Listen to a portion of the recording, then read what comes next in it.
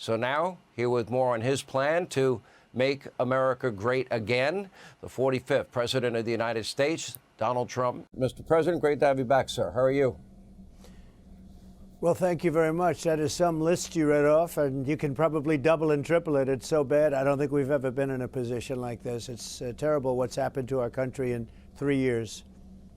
Well, let's start in Iowa, though.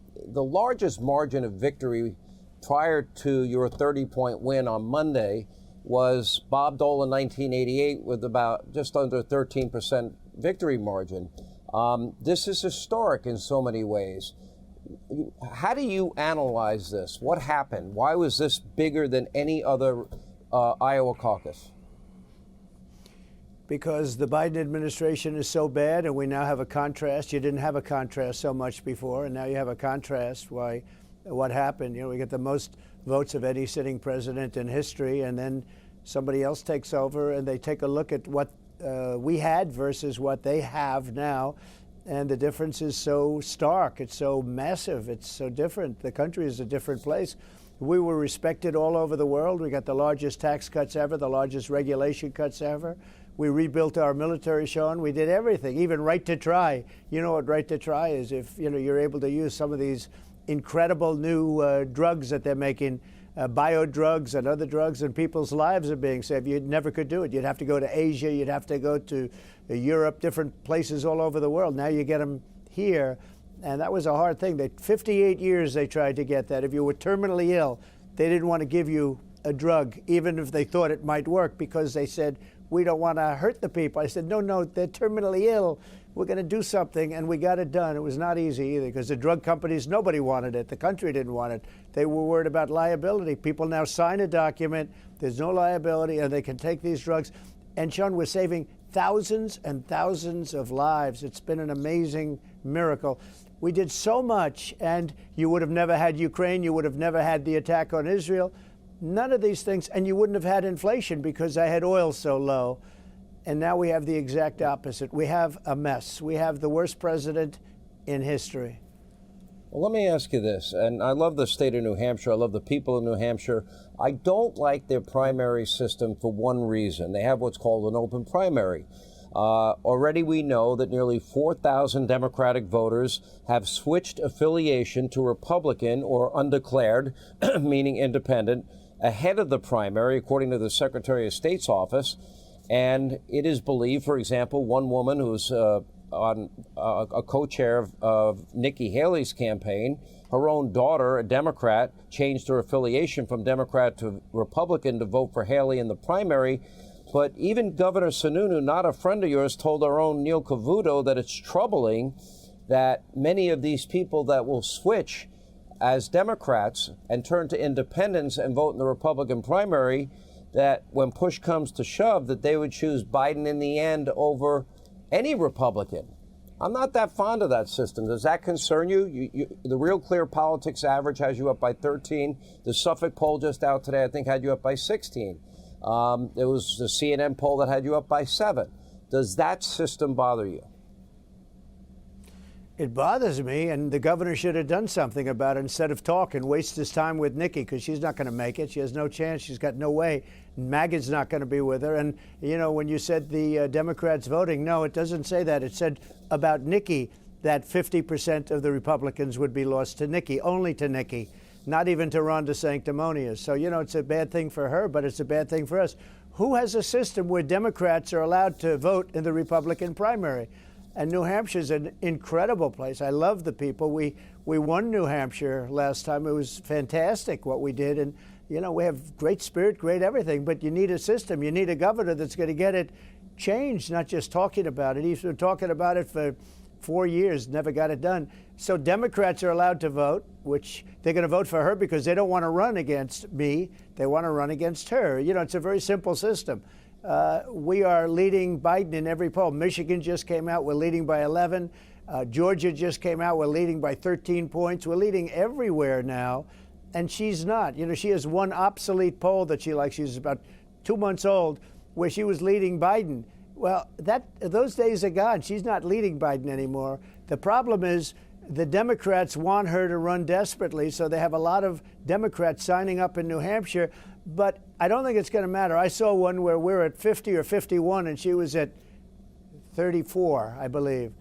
And I think we're going to be in very good shape, like we were. And if you look at Iowa, nobody knew we were going to blow it out like that. You know, we were at, I think it finishes off close to 53. We won by 30 some odd points, and nobody thought that was possible. We doubled the all-time record, more than doubled, I guess, the all-time record. I think a similar thing's going to happen here. But here, independents and Democrats are allowed to vote. So in order to try and stop Trump, they go out and they sign up, and they can sign up very easily. And Sununu should have stopped it. Yeah.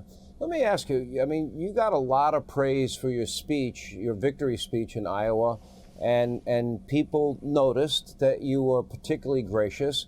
I noticed in the town hall, the last town hall we did together, the one you did with Brett and Martha, that you seem to have taken on a more gracious tone, if that's the way to say it. Maybe the question I get asked most often, I've asked you this question before, you know, why does Donald Trump always fight so hard? Dennis Miller brought this up on the program last night. A little bit of humility with Donald Trump will go a long way. Yes, he's been persecuted. His family has suffered. He's suffered. Yes, it's been unfair, but he fights hard. He loves his country, and sometimes maybe you shouldn't be as personal. What was your reaction to that? Well, I know it, and I know it very well, but we also have to win, Sean. If I were a different type of person, I think I would have been out of office a long time ago. You wouldn't have even gone through it. They hit me with Russia, Russia, Russia before the election even. I mean, if you look at it, it was before the 2016 election. It was all set up. And I fired Comey. I did a big job. We got rid of a lot of the deep state.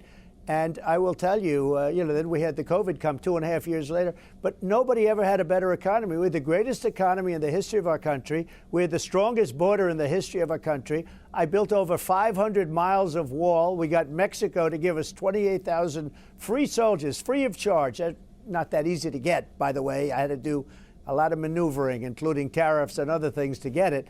But we, by the way, speaking of tariffs, we took in hundreds of billions of dollars from China. And of that, we gave $28 billion to our farmers because they were abused by China. What China did to our farmers was horrible. And we did a great job for our country. You know, again, the largest tax cuts in history.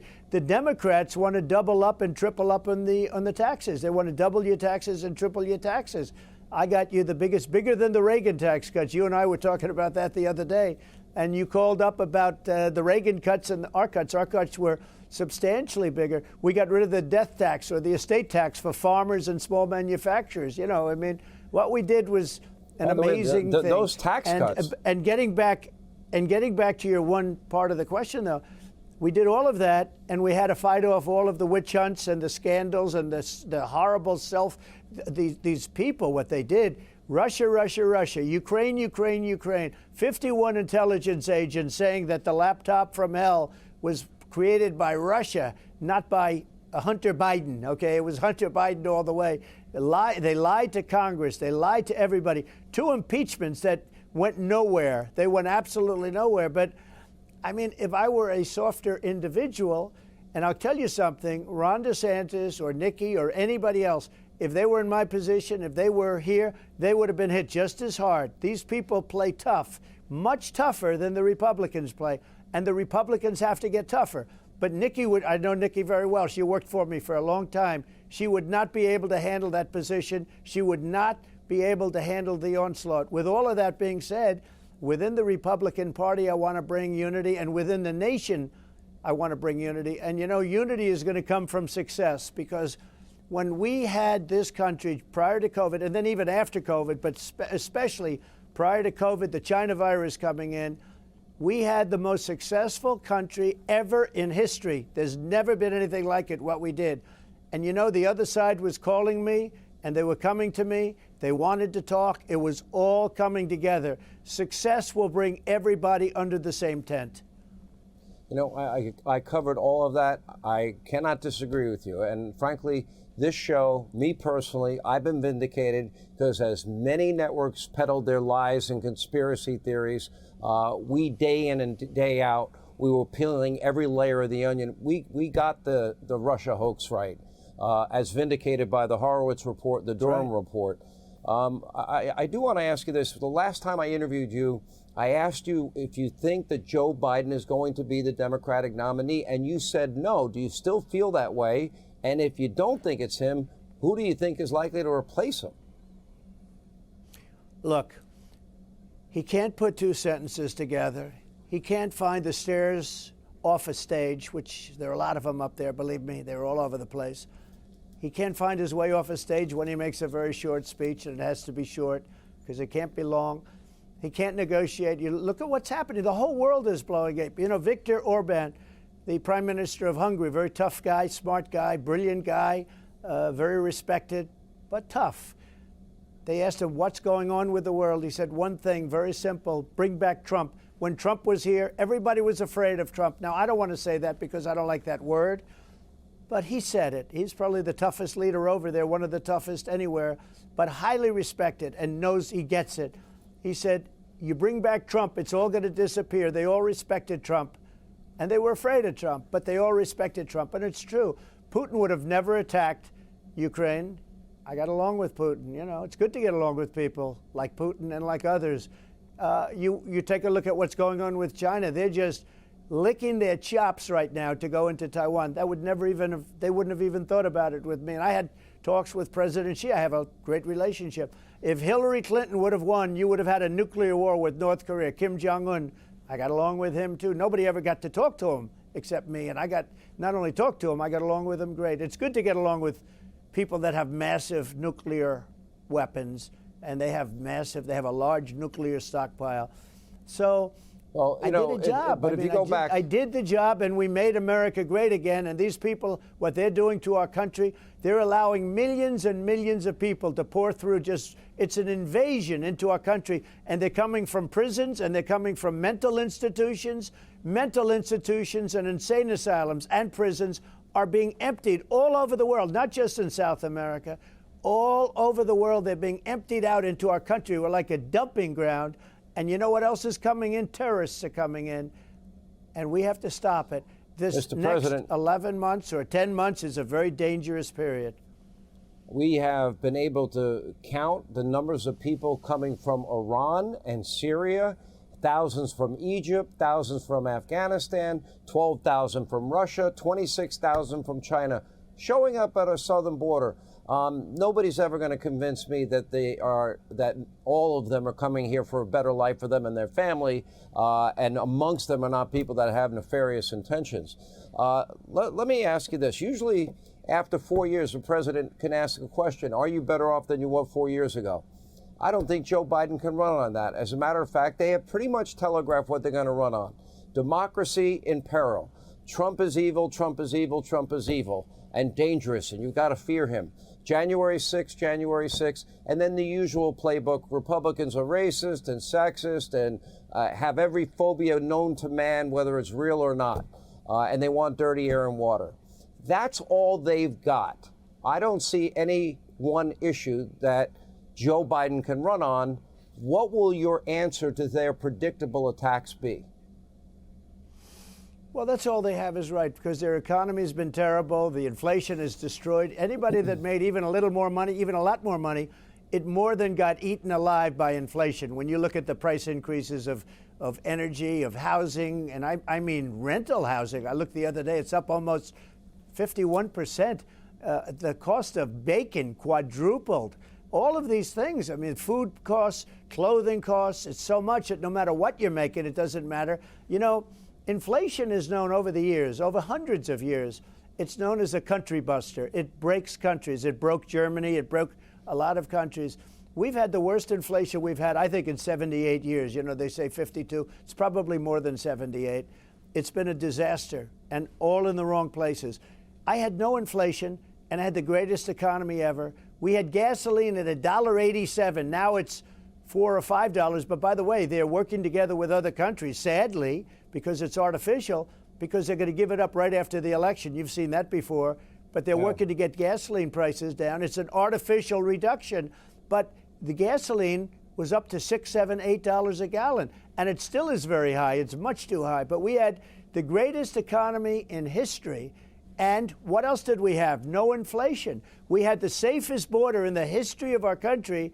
And it was like a beautiful thing was taking place. We had a border, and I got Mexico to do a lot for us. Now Mexico's saying we want $5 billion just to talk. Mexico wouldn't have talked to me that way. I have a great relationship with the president, but Mexico, they had to pay a lot. You know, they gave us 28,000 soldiers free of charge to guard our border. And when I first presented that to them, they laughed. They thought I was kidding. But through a series of negotiations, they gave us everything we wanted. Stay in Mexico. Remember, remain in Mexico? That was me. Remain in Mexico. Nobody can come in. They remain. You think Mexico was happy about that? They gave it to me. Catch and release in Mexico. I call it catch and release in Mexico. We had catch and release in the United States. And Mexico did that. They gave us things that nobody can believe. The State Department couldn't believe it. The Border Patrol people, they couldn't believe it. Nobody could believe it. Nobody could believe it. You know, if you talk to Tom Homan and if you talk to anybody from Border Patrol, and they have great people, they'll tell you the greatest president in history for the border, for immigration, was Trump. Not even a contest. Not even a contest. Yeah. Let me ask you about these states that are trying to remove you from the ballot. I mean, it's kind of ironic, isn't it? A party that is making an argument that democracy is in peril couldn't be more undemocratic as they try to remove your name from even running and even having your name on the ticket. Now, I don't think this is going to hold. I have to believe the Supreme Court will intervene. If there's real justice, it should be a unanimous 9-0 opinion, in my view. But what is your reaction? Because you're the person they're trying to kick off the ticket, but they're the ones claiming you're not democratic. Pretty ironic. Well, we put on 3 great justices, and you have some other great justices up there, and they're not going to take the vote away from the people. I mean, right now, you saw in the history of the Iowa primary, I mean, the history of it, goes back a long time. I won by the most. Nobody's ever won, as you know, because you covered it very well, but everybody covered it. Even the bad reporters covered it this way. There's nobody even close. I doubled up and more than doubled up the second best, now the second best. It stood for a long time, as you know, that record. But they want to make sure, I'm sure the Supreme Court is going to say, we're not going to take the vote away from the people. Now, Biden is a threat to democracy. He's an absolute threat to democracy. He's very dangerous for a couple of reasons. Number one, he's grossly incompetent, which is the number one reason. But he's also, actually, in his own way, it's not him. It's the people that surround him. You got some very bad people surrounding him at that desk. You have people running the Department of Justice surrounding him. They're young and they're smart and they're communists and they're Marxists and they're fascists. And they're running this country. They're running it right into the ground. But I don't think the Supreme Court would do it because you can't take the vote. You know, I'm leading in every poll. I'm leading Biden, but I'm leading the remaining Republicans. There's 2 of them, and they're barely hanging on. How can you possibly take the vote away? I mean, just in the last 2 days, 2 credible polls. Suffolk and St. Anselm were right. Suffolk nailed your number in, I think they were off by 1. They had you at 52, not at 51. They have you up, I think, by 16 now. St. Anselm has you up by 14. These are the most recent polls. These are post-Iowa polls. Well, Sean, that's in New Hampshire. But if you look at the national polls, in New Hampshire, we're doing great. And take a look at the national polls. I'm up by 65 points. I mean, 65 points, and I'm up by 11, 12, 13 points on the Democrats. I know you have to run to an event. And by the way, our deepest sympathy to the First Lady on the loss of her mom. Please convey that to her for us. Well, thank you. She was a great woman, Sean. What is your closing message to the people of New Hampshire? It's very simple. It's make America great again. But I think very important, before we do this, because you were talking about the Supreme Court, they have 2 votes that are very important coming up. One is, as we discussed, we call it Colorado or whatever, but you know, I really believe they're going to leave the people to vote. Again, you're the leading candidate in both parties. You're leading the Democrats by many, many points. I mean, it's hard to imagine they would do. And most states have already approved it, as you know. Very few states have done that. This is Colorado and a couple of others at this moment. But they have another important, and that's immunity for the president. The president of the United States, and I'm not talking about myself, I'm talking about any president, has to have immunity. Because if you take immunity away from the president, so important, you will have a president that's not going to be able to do anything. Because when he leaves office, the opposing party president, if it's the opposing party, will indict the president for doing something that should have been good. Like Obama dropped missiles and they ended up hitting a kindergarten or a school or the apartment house. A lot of people were killed. Well, if that's the case, he's going to end up being indicted when he leaves office. He meant well. The missile went in the wrong direction. And other things. Look at Biden. What would happen to Biden? He's killed our country with his policies. The border is a disaster. Everything he does is a disaster. What he did in Afghanistan is the most embarrassing moment in the history of our country, giving them $85 billion worth of equipment, killing our soldiers, wounding horribly our soldiers, and leaving people behind. Well, when he leaves office, if he doesn't have immunity, now, I think it's horrible what he did, but he probably, I don't know, it's hard to believe, but he probably meant well. It's hard to believe that he meant well, but the man is incompetent. But you have to leave immunity with a president. If a president is afraid to act because they're worried about being indicted when they leave office, a president of the United States has to have immunity. And the Supreme Court's going to be ruling on that. If they don't have immunity, no president is going to act. You're going to have guys that just sit in office and are afraid to do anything. By the way, it is ironic. It took you a long time. You were once critical of me for pointing out Joe's cognitive deficiencies. I think it's very transparent now for the world to see. I was more right than I thought I was. We're looking forward. We'll see you in New Hampshire on Tuesday. We really appreciate your time. Thank you, Mr. President, for being with us. We appreciate it.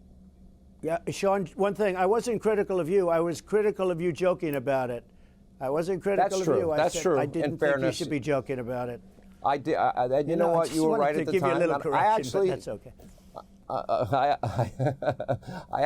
I took it to heart. I mean that.